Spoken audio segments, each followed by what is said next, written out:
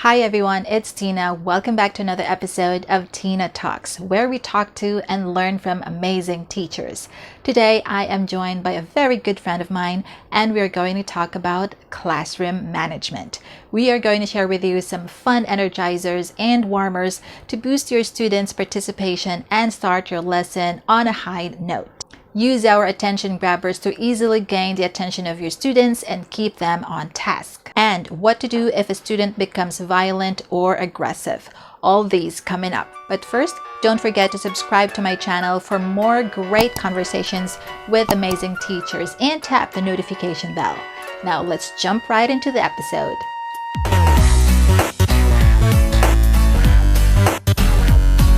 Welcome everybody to Tina Talks. In this episode, I'm very excited because I am joined by a very good friend of mine. She is an amazing teacher. She's taught in many countries, including Vietnam, but she's also taught in Poland and in Turkey. Please welcome to the show, Seda. Hi, Seda. Hello. Would you like to talk a little bit about your teaching background? Thank you for the opportunity. It's really nice to be here.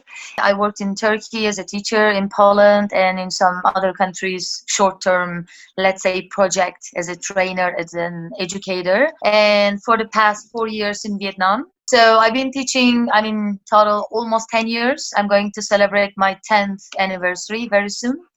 And it's really nice because I already decided to work as a teacher when I was 13. We have special high schools in Turkey, like you learn all those pedagogical subjects and everything, and teaching strategies, children's psychology, and everything, classroom management already in high school. It's really nice. I already started to feel like I was a teacher when I was 13. And it's really nice to right now actually discuss a few things, tips for maybe new teachers or other people who are interested in teaching in the future. It's really nice to discuss with you. Wow, 10 years of experience. I'm definitely sure that the viewers of this episode will learn a lot from you. And our topic is very important. It is, I think, when we talk about like how to be effective in teaching, it always comes up, classroom management. And this topic has so many things under it. It's a huge umbrella. What we're going to focus on today will be to share some activities, fun warmers that we can use. These are like the go-to warmers that will work for each level. When we say classroom management, you have to definitely have the engagement of your learners, of your students right at the start. So Sada, could you please share what is your go-to fun warmer for your kindy students first? With pleasure. Actually, kindy and primary, it's always easy and too much fun. First of all, we call it warm up, right? It really should warm them up because when they're in the classroom, especially in the morning, they really need to wake up or they really need to have fun. They should feel like, okay, I have the feeling that I'm going to have fun for the next 40 minutes, So they really need to enjoy or get ready to learn because kindy, if they're 3, their concentration is like 3 minutes. If they're 5, it's only 5 minutes. So it's not always easy for them to focus on something and then, learn constantly.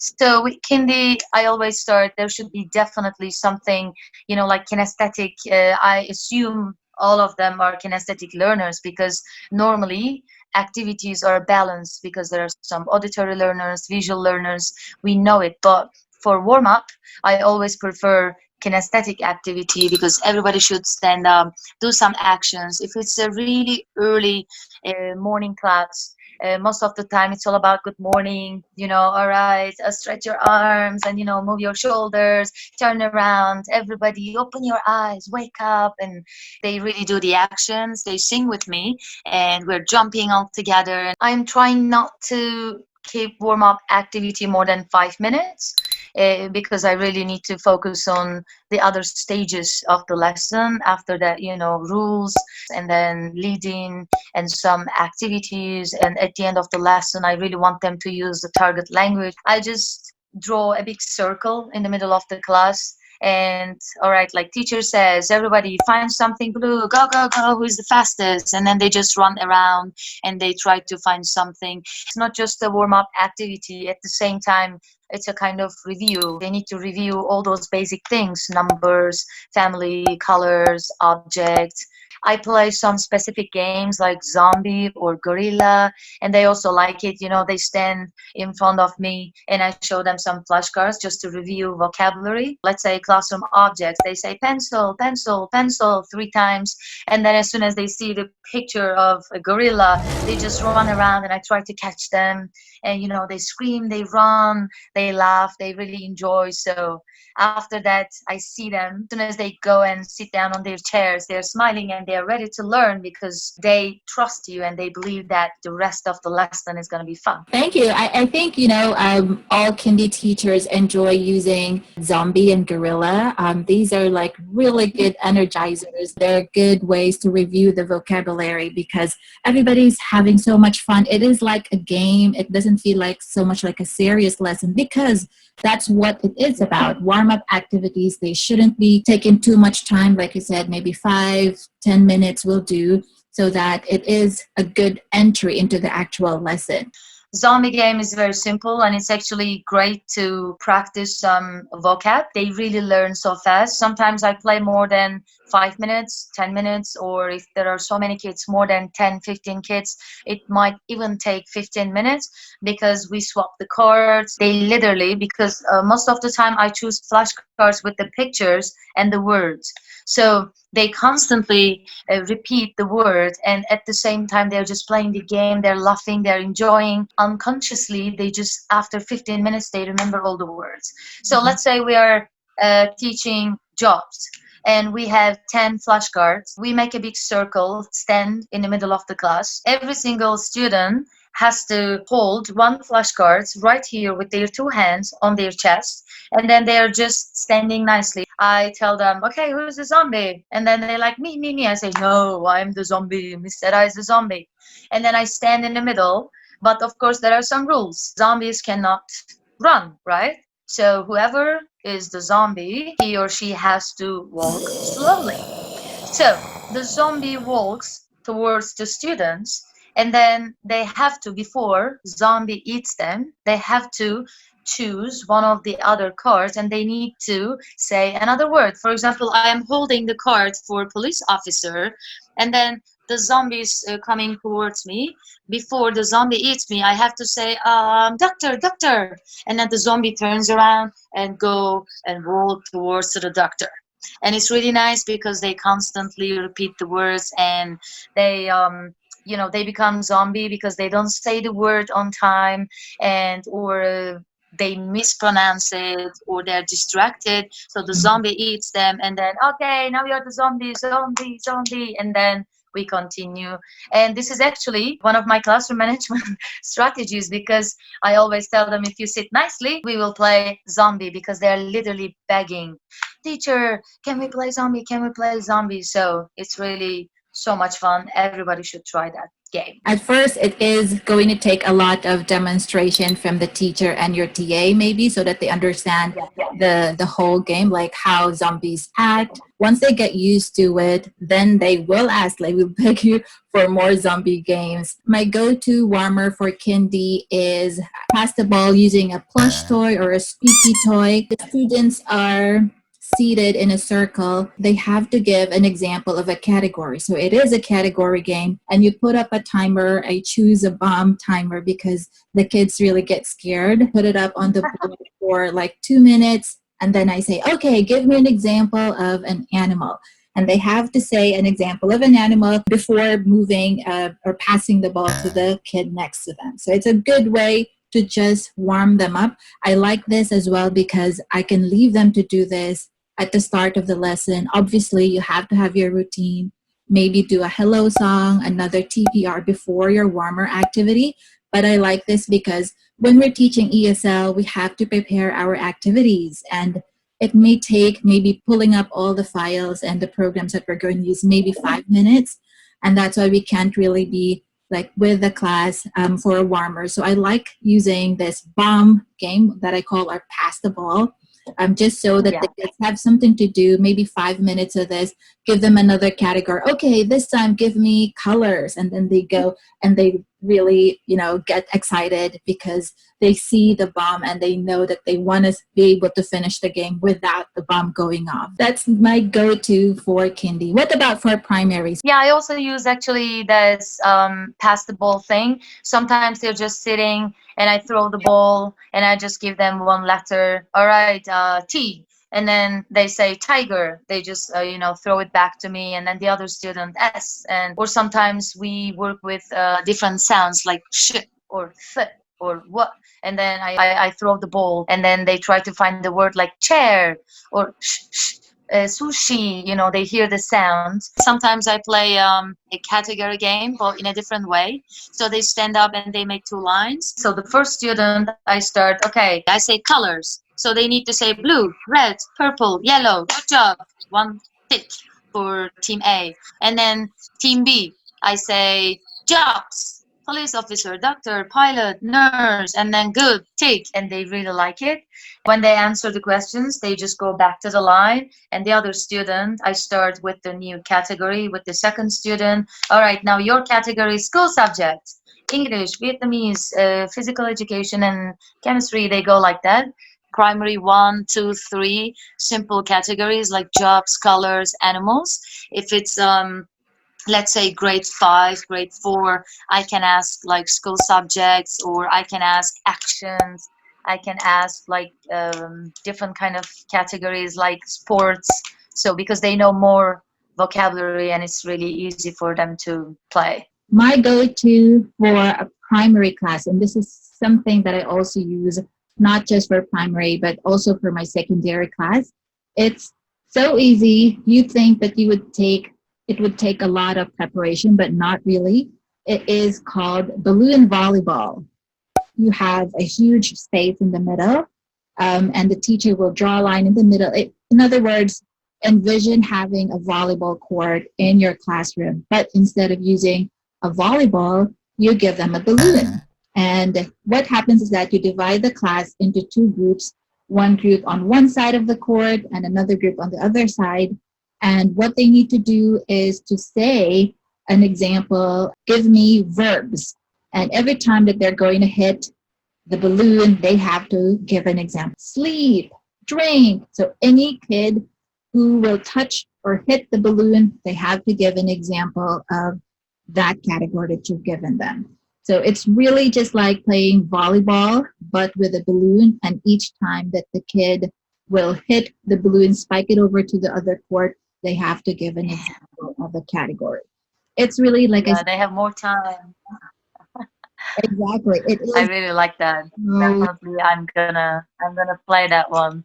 yeah, it gives them so enough time because they're using a balloon, and of course, it's different from using an actual volleyball because the movement is really slow. So, for example, they're running out of ideas. They can get help from their peers, and the game continues. And like I said, I like this. It's my go-to for primary because it's no preparation needed. The classrooms are set up in such a way that the seats are in a U shape anyway. So there's already that space that I need for the game in the classroom when I get there.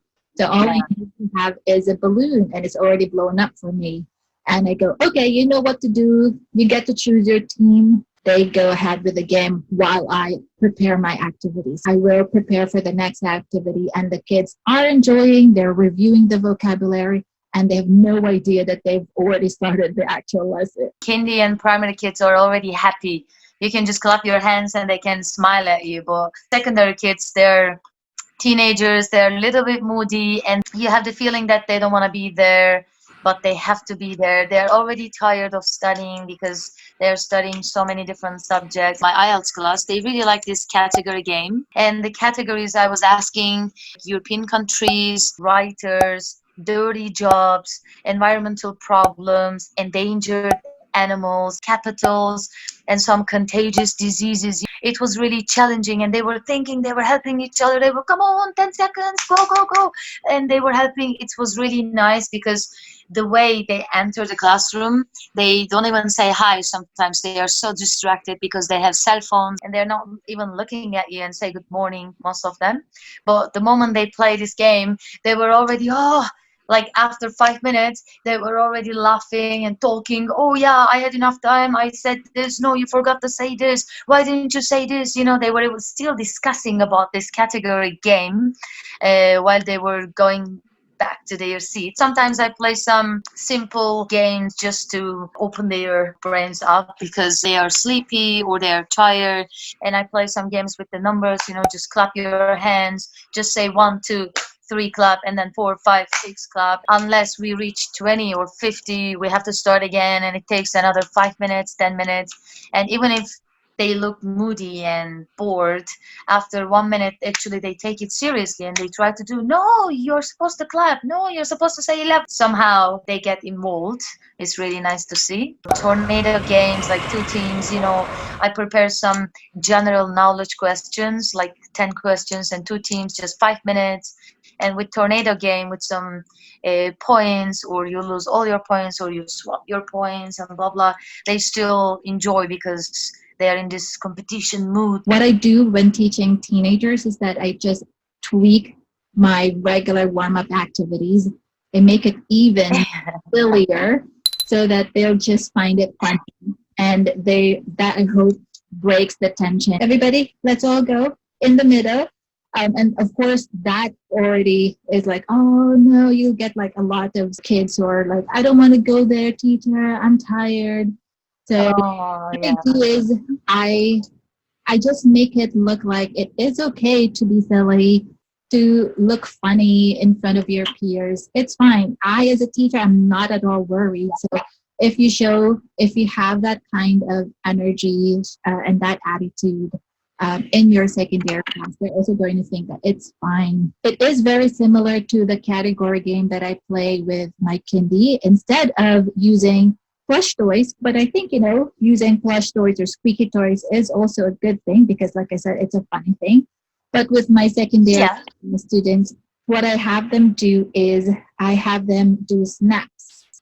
So, for example, Ah, like this, they do that, and they have to give an example of, for example, the category is countries and their capitals. So again, it's like making any regular warm-up activity and just upping up the ante and making it challenging and at the same time fun. So they have, of course, you have to teach them first the beat like this. Slap their thighs, or they're seated as well. Slap their lap, clap, and snap, snap. And then once they get the rhythm, then you can start the game. I make fun of the activity, and what I do is I go to the light switch and then I turn off and on the lights just so while they're doing this, it adds like drama to the activity. Or I go and tell them, okay, in this round, let's all close our eyes. And that way they won't feel too, self conscious if it's their turn. And it also asks for really good listening skills because they don't know if it's already their turn. They have to wait for the person to their right to say a word before they say something. Any warmer activity that you use for your other classes will still work. It really is about adjusting the activity so it's challenging for yeah. them and they will find it funny and laughable, but overall a fun thing to do. Yeah, actually, it's surprising. Sometimes they enjoy, like, surprisingly enjoy some city warm-up activities. Like, I was playing, for example, because they were so sleepy and bored, and I said, okay, everybody, I cannot, we cannot do this. Everybody stand up. And I just play that, touch something blue with your elbow, or touch something brown with your butt, touch something black with your ears. They enjoyed so much because at the beginning, they even they stood up like in 5 minutes. They didn't want to stand up. They were so moody. They were literally mad at me. I see their facial expressions, and they were like, oh, come on, Miss Sarah, I'm not 7. But the moment they stood up and I said, okay, touch something blue with your nose, and then they found something blue, they started to laugh. And then touch something black with your shoulder, with your knee, with your fingers. And they just 5 minutes, 6 minutes, they enjoyed a lot. They were laughing. So sometimes, surprisingly, I use some primary warm up activities actually for my secondary, and they enjoy, because I believe that even adults, they have this little child inside, right? That is such a brilliant way of adapting your activities. That is so much fun because they carry like this baggage of being a teenager. I should be able to say no to stuff that I don't like. But when you give them a silly activity and they're actually having fun, they find themselves, oh, okay, well, I'm out of my shell now. Like, my the walls have been knocked down and now I can focus on learning. And that was the first part of our discussion on classroom management. Sada and I will be back to share some attention grabbers so that you don't have to shout yourselves hoarse, quiet, quiet, and keep your students on task. Stay tuned for that. See you guys next time.